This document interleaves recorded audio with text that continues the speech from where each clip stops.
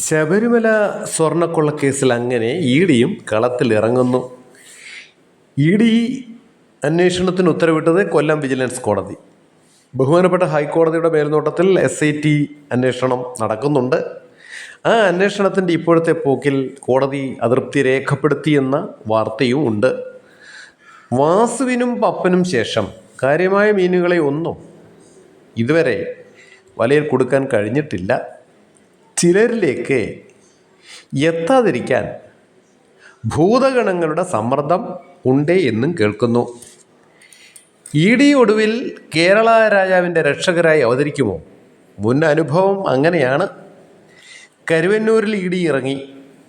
ഇപ്പോൾ എന്താണ് അതിൻ്റെ അവസ്ഥ? മൊയ്തീൻ, പിന്നെ കപ്പലണ്ടി വിറ്റ് കോടീശ്വരനായ കണ്ണൻ, ഇവരൊക്കെ പുറത്ത് വീണ്ടും സജീവമായി ജനങ്ങളെ ഉദ്ധരിച്ചുകൊണ്ടേയിരിക്കുന്നു. മാസപ്പടി, എക്സ്ട്രാലോജി, കരിമണൽ ഒക്കെ ഇന്നിവിടെ മാറ്റിവെക്കാൻ വേണ്ടി മാത്രം ലാവലിൻ വീണ്ടും എടുക്കുന്നു. അന്ന് മിക്കപ്പോഴും CBI വക്കീലിനെ മൂക്കൊലിപ്പോ അല്ലെങ്കിൽ അതിസാരമോ ആയിരിക്കും.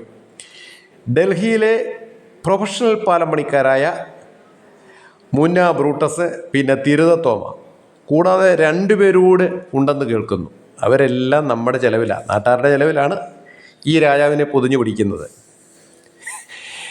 എന്തൊക്കെ പറഞ്ഞാലും ആത്യന്തികമായി എന്നും ശശിയാക്കാൻ വിധിക്കപ്പെട്ടവർ, ഈ രാഷ്ട്രീയ കൂട്ടിക്കൊടുപ്പ് വ്യവസായത്തിൽ ശശിയാക്കാൻ വിധിക്കപ്പെട്ടവർ നമ്മൾ മാത്രം.